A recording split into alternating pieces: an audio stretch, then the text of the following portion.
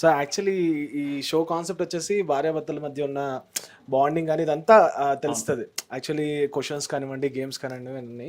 But మీరైనా ఎక్కడైనా చెప్పారో లేదో నాకు గుర్తులేదు. బట్ ఇక్కడ షార్ట్ అండ్ స్వీట్గా ఎన్ని ఇయర్స్ అయింది ఇప్పుడు మీ మ్యారేజ్ అయ్యి? 5 years కంప్లీట్ కాబోతుంది బ్రో, ఇంకొక 2 months. ఓకే. సో ఏంటి 27 5 years కంప్లీట్ అవుతుంది. అరేంజ్డా లవ్వా ఏంటిది? అరేంజ్డ్. ఇద్దరు బావ మన. అచ్చా ఓకే. మా అమ్మ వాళ్ళ అన్న కూతురు. ఓకే. సో బావ మన. సో బిగ్ బాస్కి మీరు చాలా సపోర్ట్ చేశారని అనిపించింది, ఎందుకంటే ఆయన రివ్యూస్ చేయడం కానీ ఇవన్నీ. ఏంటి ఆ జర్నీ గురించి ఏం చెప్తారు? ఆయన బిగ్ బాస్ చేస్తున్నప్పుడు ఆ రివ్యూస్ ఎప్పటి నుంచో స్టార్ట్ చేశారు ఆయన. సో ఆ సపోర్ట్ ఎలా అనిపించింది మీకు? ఎందుకు చేయాలనిపించింది అసలు ఫస్ట్? ఈ చెడ లాగుతుంది, అందువల్ల మాటలు రావట్లా.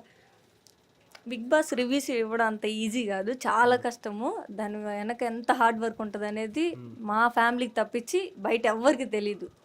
నిద్ర లేకుండా అన్నీ చూడాలి, అన్నీ కవర్ చేయాలి, అన్నీ మాట్లాడాలి. ఒక్క పాయింట్ మాట్లాడకపోయినా ఒకవేళ మిస్ చేసినా అందరు తగులుకుంటారు, అరే ఇది మాట్లాడలేదు నువ్వు అని అనేసి.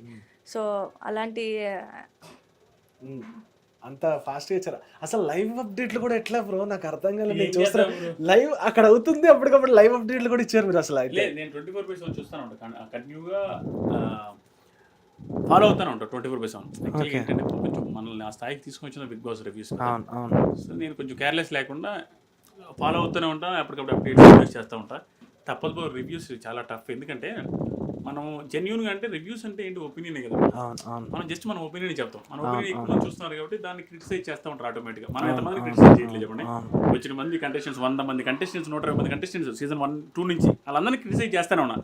జనాలు కూడా నన్ను క్రిటిసైజ్ చేస్తాను. నాకు ఈ మధ్య అలవాటైంది. అంతకుముందు క్రిటిసైజ్ చేసినప్పుడు నేను తీసుకునేవాడు కాదు. నేను బిగ్ బాస్కి వెళ్ళి వచ్చిన తర్వాత నేను ఇన్ని 100 మందిని క్రిటిసైజ్ చేస్తున్నాను, నాకు నచ్చలేదు, వరస్ట్ అని, బాగలేదని.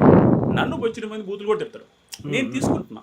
ఎందుకంటే వాళ్ళలాగే కంటెస్టెంట్స్ కొంతమంది నాకు నా రివ్యూస్ నచ్చక బయటకు వచ్చి బూతులు మాట్లాడే వాళ్ళు ఉన్నారు.